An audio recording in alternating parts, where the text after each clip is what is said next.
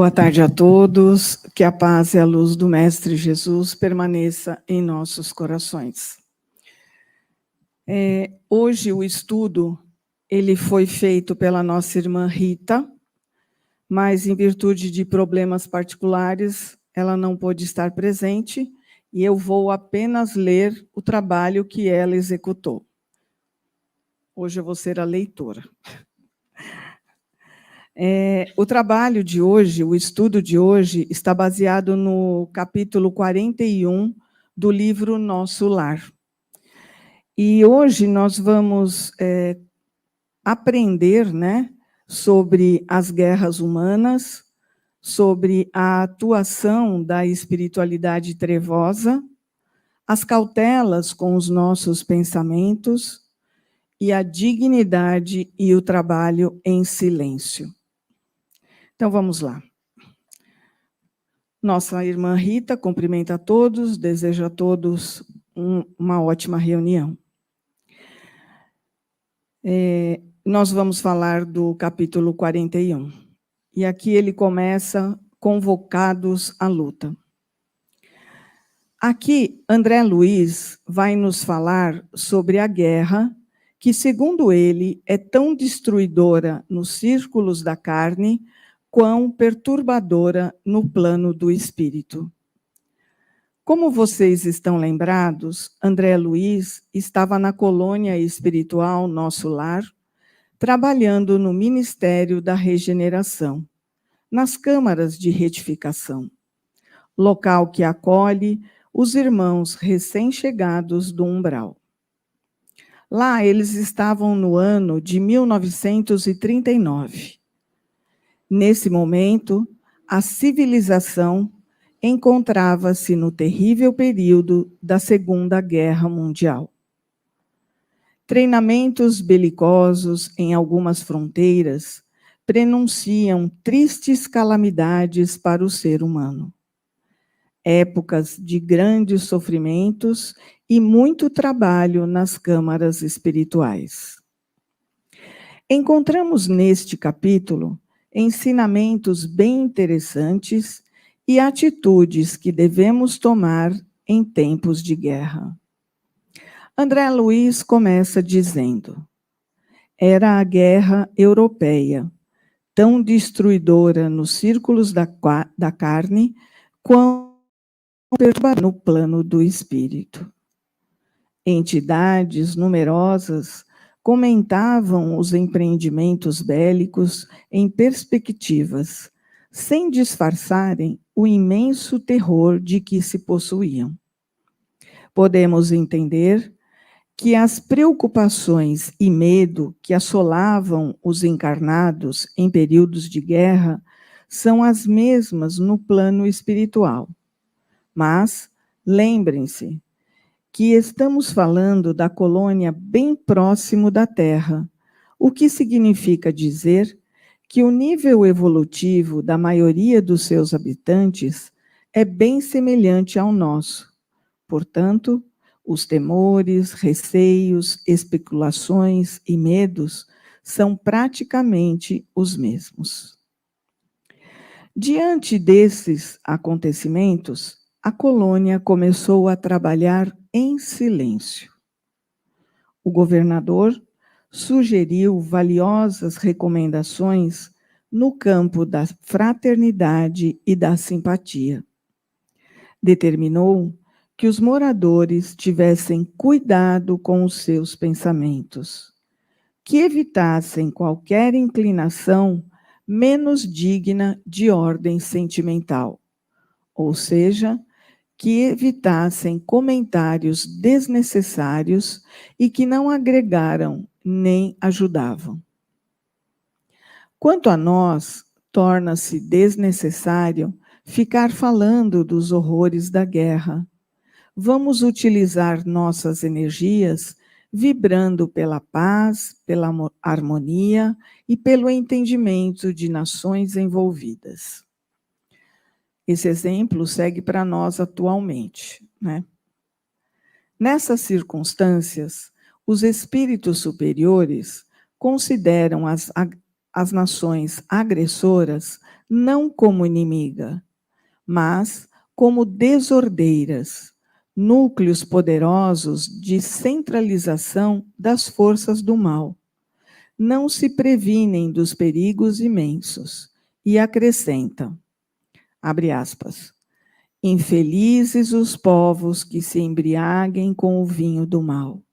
Ainda que consigam vitórias temporárias, elas servirão somente para lhes agravar a ruína, acentuando-lhes as derrotas fatais. Quando um país toma a iniciativa da guerra, encabeça a desordem da casa do pai e pagará um preço terrível. Fecha aspas. Por outro lado, as zonas superiores da vida se voltam em defesa justa contra as forças da ignorância e da sombra. Enquanto os bandos escuros se apoderam das mentes dos agressores, os grupos espirituais da vida nobre movimentam-se em auxílio dos agredidos e nos orientam. Se devemos lastimar a criatura em oposição à lei do bem, com mais propriedade, devemos lamentar o povo que olvidou a justiça. André Luiz relata que, após alguns dias do início da guerra, estavam trabalhando na Câmara de Retificação quando ouviram um clarim. A clarinada fazia-se ouvir com modulações estranhas e imponentes. Notei que um profundo silêncio caiu sobre todo o Ministério da Regeneração. Era a convocação superior aos serviços de socorro à terra. Tinham informações que a guerra iria prosseguir, com terríveis tormentos para o espírito humano. Tobias lhe informou que esse clarim era utilizado por espíritos vigilantes de elevada expressão hierárquica e que só são acionados em circunstâncias muito graves. Precisávamos orar, vibrar pela paz e por todo o planeta. Quando o instrumento deferiu a última nota, foram ao parque, a fim de observar o céu. Profundamente comovido, André percebeu inúmeros pontos luminosos, parecendo pequenos focos resplandecentes e longínquos, sustentando-se no firmamento. Então, André e Tobias foram observar os grupos que se encaminhavam ao Ministério da Comunicação, procurando por notícias. E eles ouviram os mais diversos comentários. Dizia uma senhora: o que será de nós no auxílio? Há muitos meses consecutivos, o movimento de súplicas tem sido extraordinário. Experimentamos justa dificuldade para atender a todos os deveres. Um outro senhor respondeu: e nós com a regeneração? Os serviços prosseguem consideravelmente aumentados. No meu setor, a vigilância contra vibrações umbralinas reclama esforços incessantes. Estou avaliando o que virá sobre nós. Um outro perguntou: será crível que a calamidade nos atinja a todos? Observem a beleza e a lucidez da resposta dada a uma entidade que parecia portadora de grande equilíbrio espiritual. Abre aspas. De qualquer modo, não vejo motivo para precipitações. A única novidade é o acréscimo de serviço que, no fundo, constituirá uma bênção. Quanto ao mais, tudo é natural, a meu ver.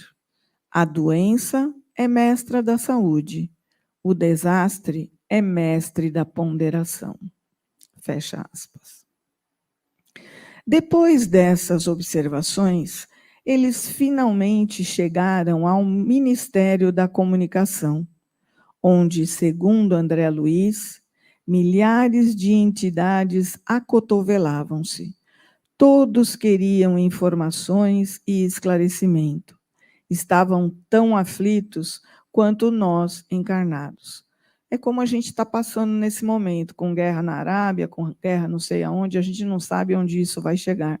Mas como ele diz lá em cima, oremos, certo? Aí, então, surge o governador que vai lhes falar. Irmãos de nosso lar, não vos entregueis a distúrbios de pensamento ou de palavras. A aflição não constrói, a ansiedade não edifica. Saibamos ser dignos do clarim do Senhor, atendendo-lhe à vontade divina no trabalho silencioso em nossos postos. Aquela voz, clara e veemente, de quem falava com autoridade e amor, operou singular efeito na multidão. Num curto espaço de 1 hora, toda a colônia regressava à serenidade habitual. Perceberam os ensinamentos? Tal fato segregou homens em classes sociais, etnias, grupos religiosos e até povos com diferentes ideologias econômicas. Para todos os casos, o conflito sempre foi uma solução imediata com graves consequências. Mas como a espiritualidade vê as guerras? Seriam as guerras permitidas por Deus? E as inúmeras mortes? O soldado que mata na guerra está cometendo um assassinato? Questões para a gente pensar.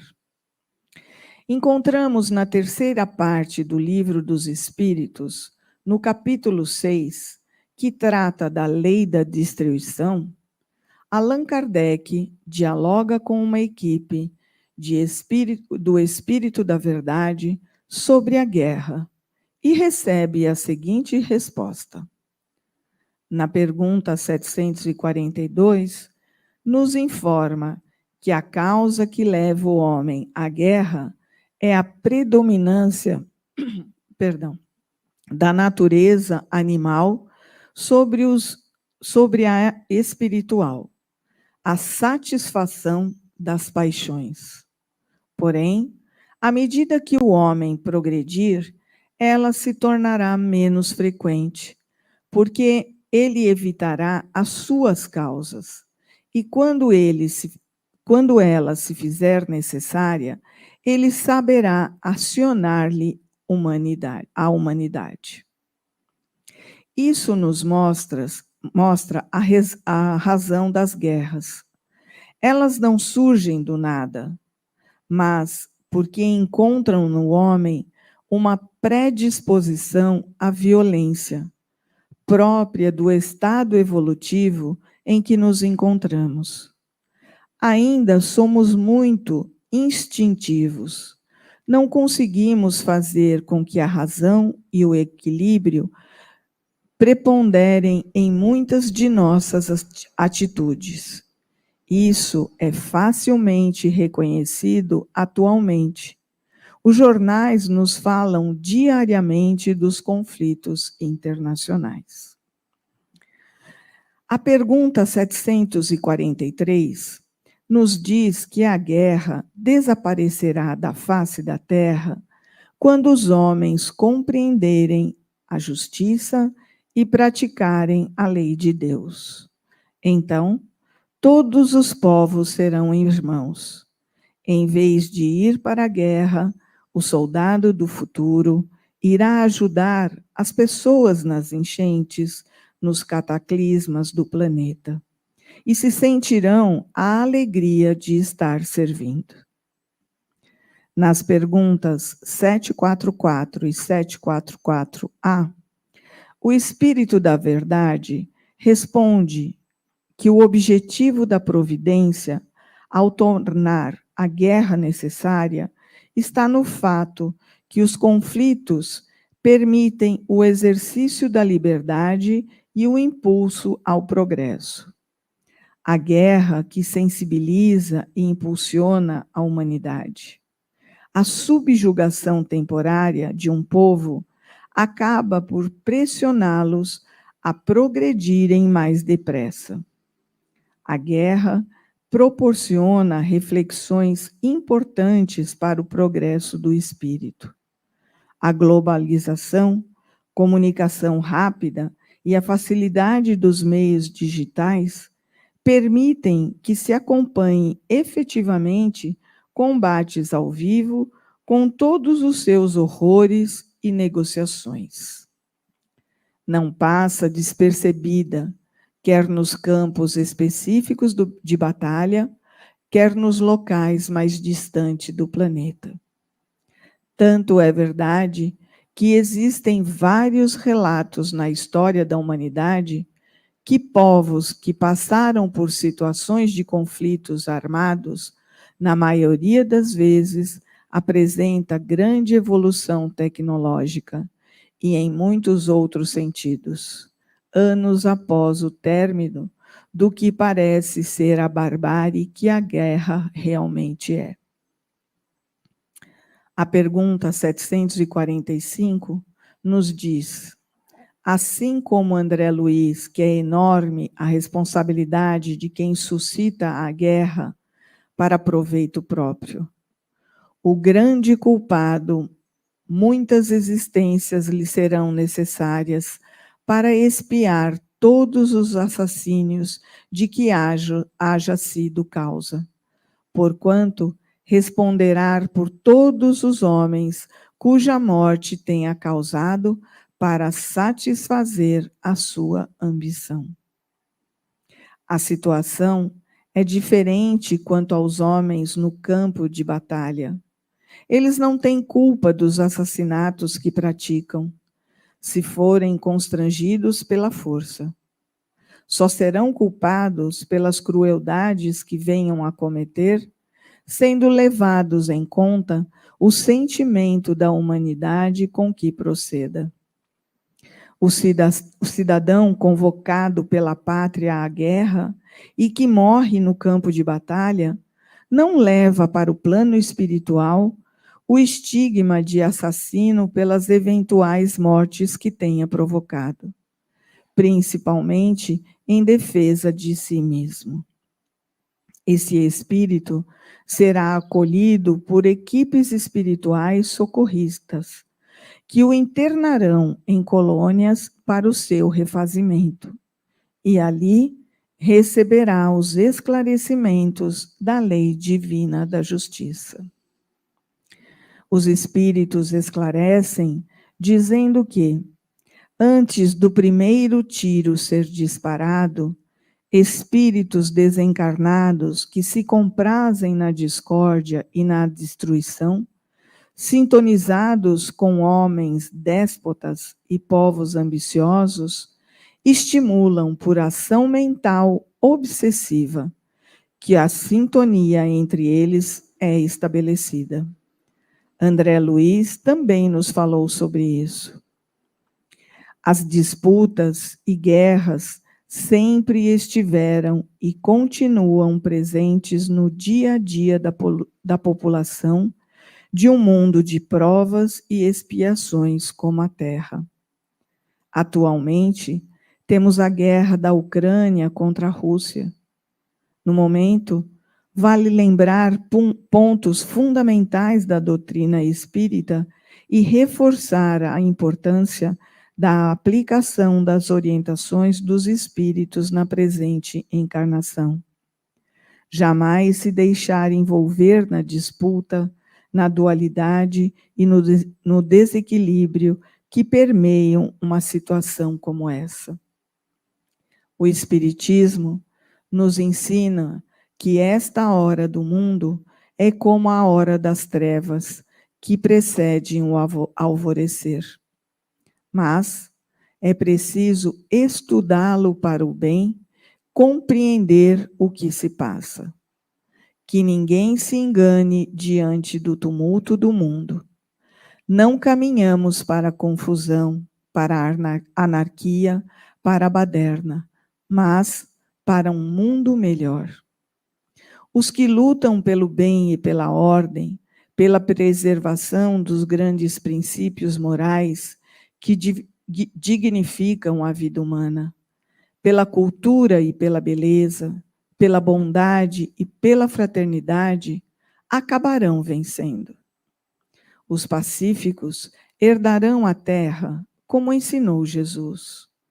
O mundo se renova pela sucessão das gerações. Tudo passa e a vida continua triunfante o seu curso evolutivo. As crises estão sempre presentes em um planeta com almas no estágio evolutivo da Terra. E todos podem ajudar a modificar realmente este mundo, fazendo parte de uma rede de amor e de esperança, treinando o pensamento para o amor, nas alegrias de não guerra, no amor e na esperança, desenvolvendo a paz interior. Uma pessoa sozinha não poderá evitar uma guerra entre nações, mas pode e deve concretar a paz em sua vida, no seu lar, no seu trabalho, junto aos seus demais, promovendo a fraternidade pessoal que, somada a outros, reduzem a paz coletiva. Redundam na paz coletiva. Esse é o dever dos cidadãos do mundo, criaturas de Deus. A recomendação é sempre pela emissão de vibrações de esperança, de vibrações amorosas, de entendimento entre todos, de energias benéficas. Então, evite falas como o mundo está perdido, quantas tragédias estão acontecendo. Esqueçam essas palavras. Não haverá lugar para nós. Transmute esses pensamentos. É indicado deixar de pensar na guerra e focar na paz e na união. Se cada um fizer a parte que lhe cabe, construindo através de suas vibrações, para modificar a densidade vibracional que afeta a todos, sairemos mais rápido dessas situações. Jesus nos ensina: orai e vigiai. Ore bastante e vigie principalmente os seus pensamentos. Em resumo, o Espiritismo não vê a guerra como uma situação irreversível, mas como resultado de um estado passageiro para a humanidade. Mesmo considerando que o progresso moral é lento, um dia ele vai propiciar o banimento das guerras e de todo tipo de violência em nossa sociedade. Façamos o que cabe a cada um de nós. Que todos fiquem em paz e que possamos ter uma ótima reunião.